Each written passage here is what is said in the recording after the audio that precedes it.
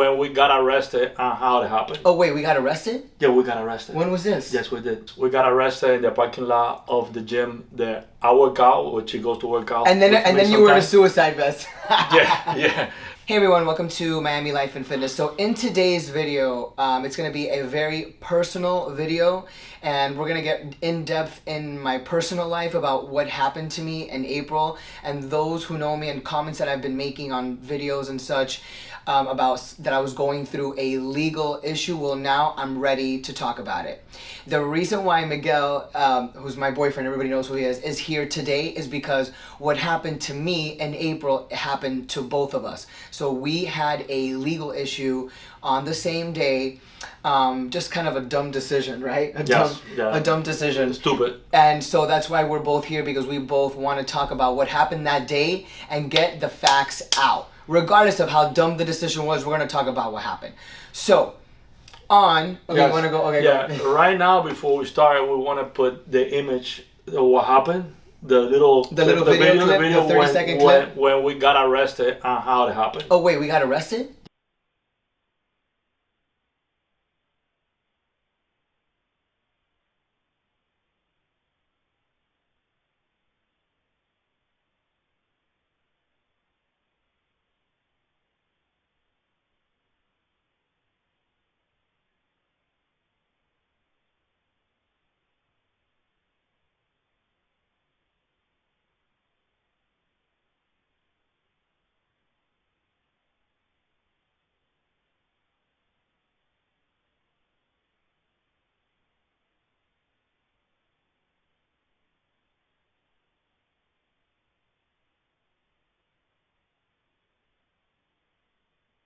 We got arrested in the parking lot of the gym that I work out, which he goes to work out. And then you were in a suicide vest. yeah. No, but this is all that stuff coming. All right, guys, stay tuned, because we're gonna get right into this video, because this is gonna get really juicy, and we're gonna get into this video because I want to go ahead and get my story out. Yeah. So stay tuned. All right, guys. So on April 22nd was a normal day. It was kind of a rainy, gloomy day, and I got on the train to go train. Iron Temple, Tony's gym. Go Tony. Yeah, Iron Temple gym in West Kendall, and they have really hardcore machines, and I love going there because it's just a really good gym. You had planned to go shooting that day, and so you brought a few of your toys, of your legal. Only a few. Only a few of the legal toys. For somehow the day just took a really weird turn. Yeah. I hope that you already enjoyed the video when what happened. That way now we can talk clearly and you understand everything that we're gonna talk about today, right now. But we don't even know who was in that video. No, we don't know. We don't even know. No. Could you see who was in that video? But obviously, but we ended in jail that day. I think it must be us in that video because we ended in jail. For those of you that live in Miami or been to Miami, TGK, that was the hotel for the night. Yes. So, almost 48 hours. For you. For me. Because of the suicide vest again. We're going to get to that later. The suicide vest. Yeah, the vest that put me after it was El Chapo Guzman. Listen, what happened that day, I had planned to go shooting. After the workout, we go to a Stonewall gun range case right there next by Tamiami Airport. And we go there, I have fun with my friends, and she was gonna go with me that day to accompany me. Mm-hmm. And I took an R15, it has a kit to convert a 9mm 22. It's a very good rifle. I have the guns. I also took a semi-automatic shotgun, a 6-hour 10mm, the new version of 6-hour. And also a 9mm is my personal gun that I always take, the P367 compact gun that I always carry with me. And if anybody knows me, everybody knows that I love guns, thanks to my dad. So I am just a big gun person. And, to me, it's normal carrying a gun around. And that day, I have a brilliant idea. It was to do like a little clip, a video outside the parking lot that was completely empty. You already saw the video. The parking lot was empty completely. And Monday afternoon. Yeah, Monday afternoon. That day, I had an idea to do like a little clip for social media, for YouTube, for entertainment. But we didn't know because some ladies on Latin Karen It was looking in the other side, looking at us. Yeah, looking at us from the other side of the parking lot, where it's a daycare. We didn't know it was a daycare. Taking videos and pictures in the middle of the parking lot. There was a better lighting, and at that time, that lady called her husband. It was that day off duty that day, but he's a detective for Miami-Dade County Police, and he came, and you saw when he got there what happened, and we got arrested. But that day, that called Homeland Security, FBI, detectives all over the place, all the police department, that close to a school near the place. That was a show. TV, everybody. Okay, so here's my side of the story. Of course, we should have never done something like that, because you really don't realize that somebody else really could be terrified, even though rationally and looking at the situation, exactly, and knowing that they were just taking pictures, because I had a camera and a phone in my hand, knowing that one person is walking around in a circle taking photographs and videos of the other person with a firearm in their hand. So even yes, this was again a dumb decision, but if you are at a public place and you see this, you would say, okay, this is kind of a dumb thing that they're doing, but a dangerous thing that they're doing, but the girl is only taking pictures of that guy. Like, yeah, somebody would say, oh, the girl is, yeah, only taking pictures of that guy. Yeah, I do a video, they're doing a stupid thing. And by the way, I also have an airsoft, which is a complete exact replica of the AR-15. So the thing is, as this is happening, they're, from 500 yards away, I'm not even sure what this place with 1,000 feet. This place with no name. It was a no-name business.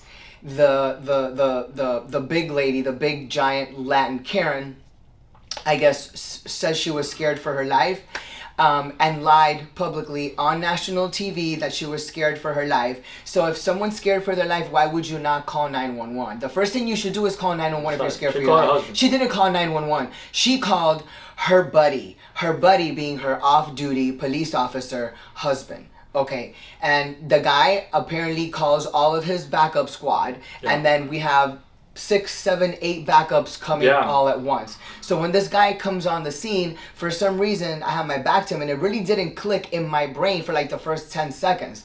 I heard somebody talking behind me, but I'm thinking there's somebody in the parking lot. But it did. The thing is that when you're in that moment, you're not even thinking that you're doing anything wrong, because you're just shooting videos. Exactly. That it didn't click to me what was actually going on, because we're not gonna harm anybody. No, we didn't have any bad intention ever to harm anybody. We never have any bad intention ever of hurting anyone.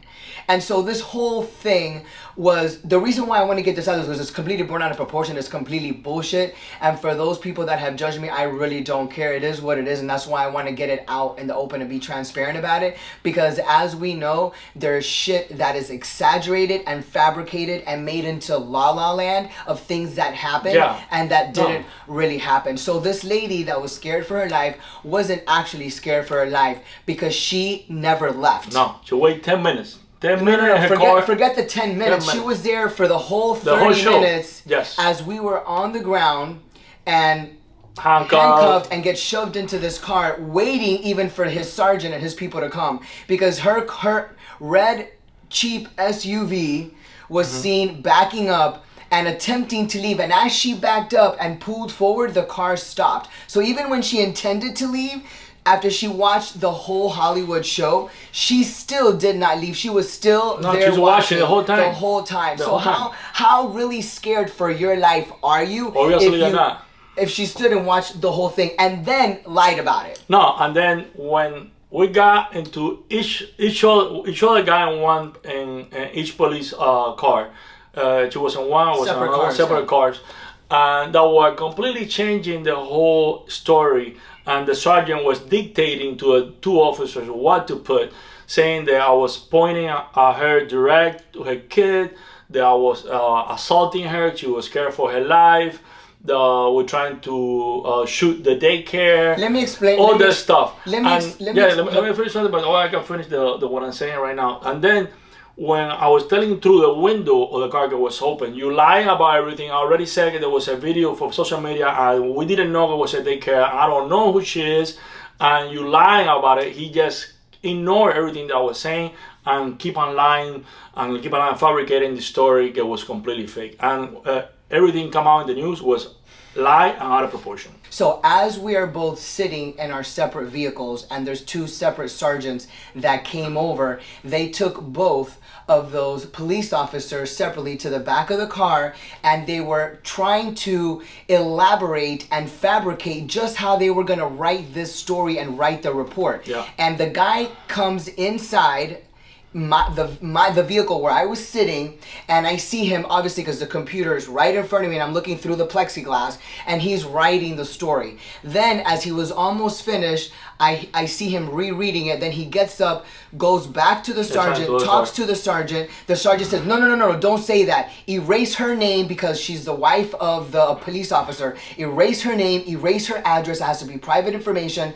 Put down that she was scared for her life. He was dictating what to say, and he was never even on the scene. No. Then he goes back, number two, second time, deletes everything he wrote and rewrites it again to make it more juicy. Then he gets up again for the third time, talks to the sergeant. The sergeant yet again changes an extra detail, adds another detail. The guy, the Hispanic officer, then gets back in the vehicle, deletes it again, rewrites it for the third time, and then gets back up again 4 times. The guy gets back into the vehicle and rewrites the story, the juiciest version of them all, 4 times. This was right in front of me. And for both of us, because in each car they did the same thing. They did the same thing. Because later, and the black police officer came to the Spanish guy that was in my car and said, no, change it. And then the black guy came to my car, started changing the story, and the Spanish guy went to your car. He's not Spanish, he's Hispanic. Hispanic, okay. Hispanic. Huge difference. Hispanic, yeah.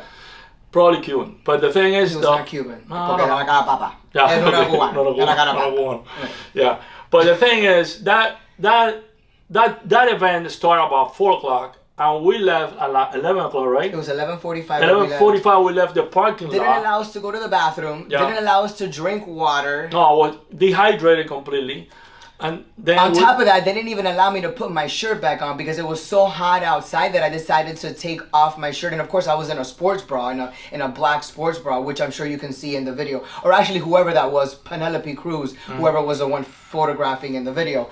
But the thing is, I'm in a sports bra, and the male officers didn't even have the decency, after I asked them various times if I can just put my shirt back on instead of just giving me my shirt. So these are just things that happen. Oh, and still to this day they haven't even given us the body cams. No, they didn't. They never give the body camera. They turn it off on and off the whole time during the whole time that this is what happening. And also I want to talk about also what happened. I want to do a search warrant in my car, which I deny.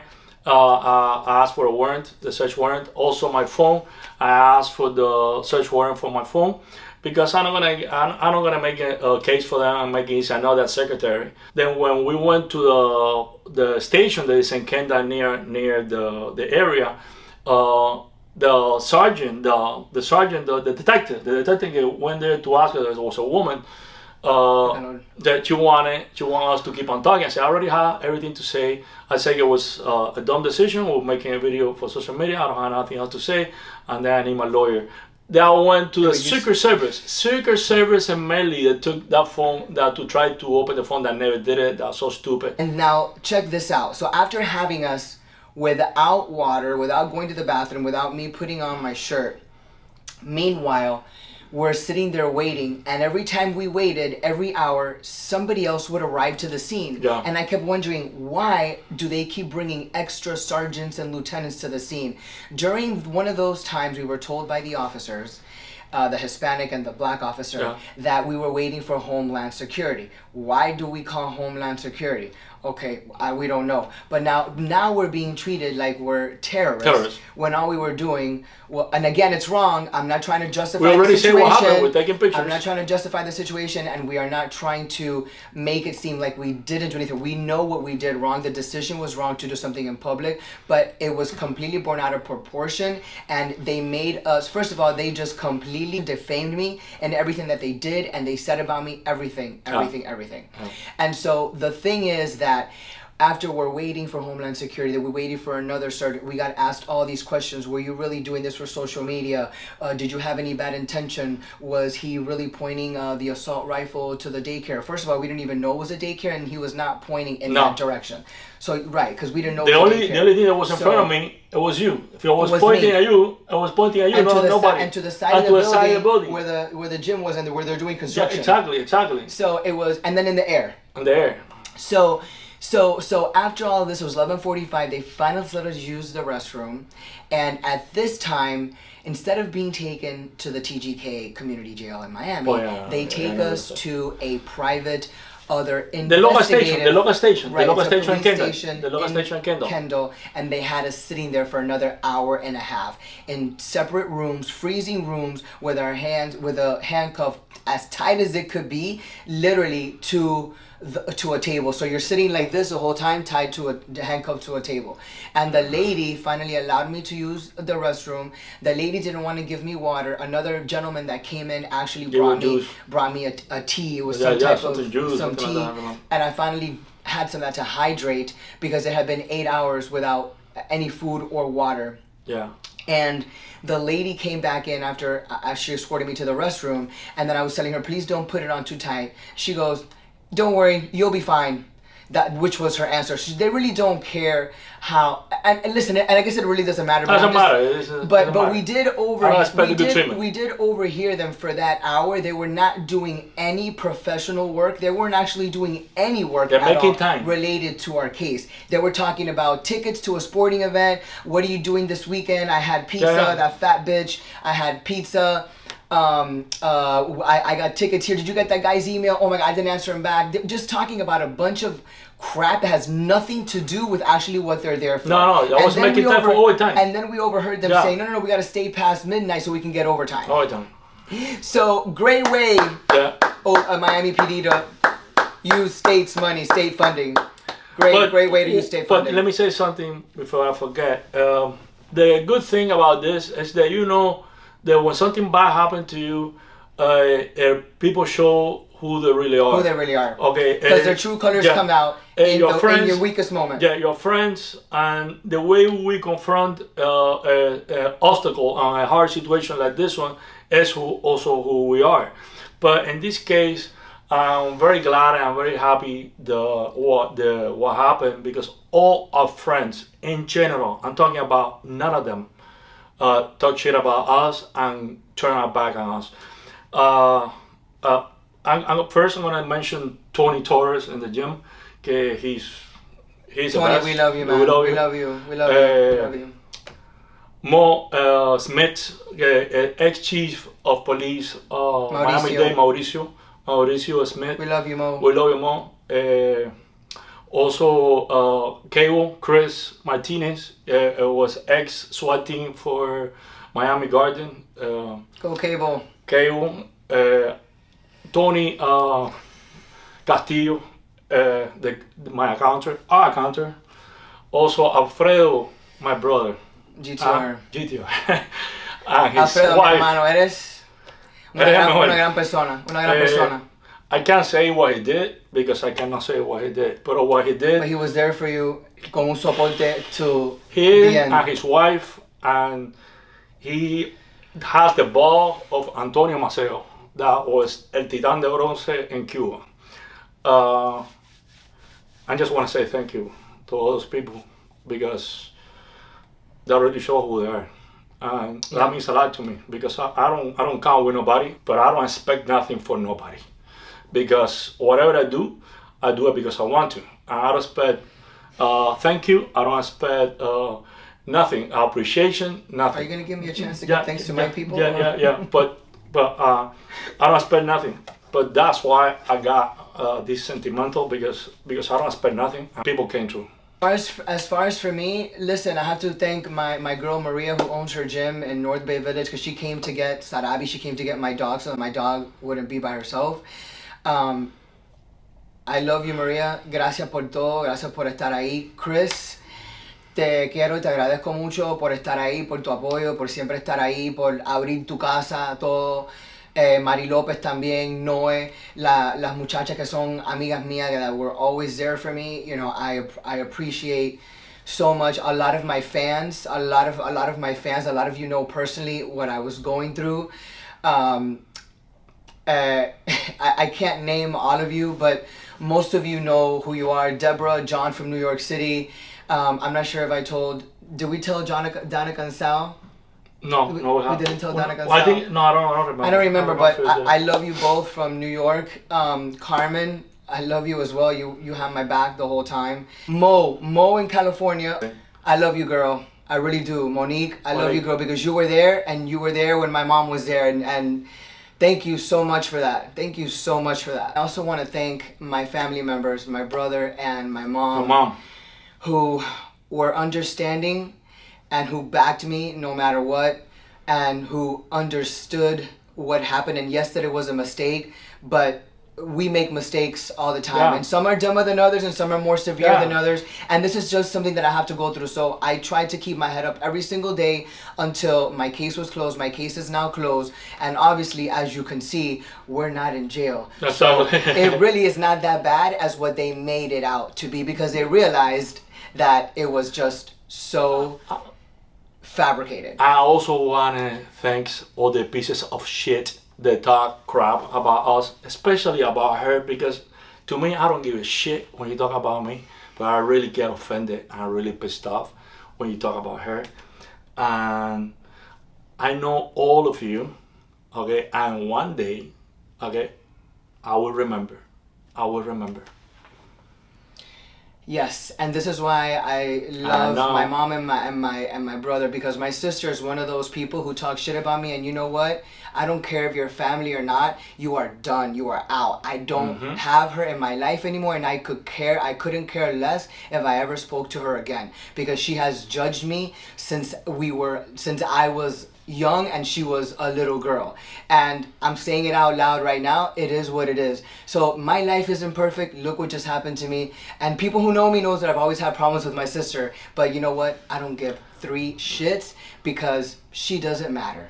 And it doesn't matter what I go through, I'm always going to be resilient and bounce back harder than how somebody threw me to the ground. And I just want to thank everybody who was there for me. And for those who weren't, and for those that never even picked up the phone or sent me a message to ask me what I was doing or how I was doing, FUCK to all of you, because I don't need any of you in my life.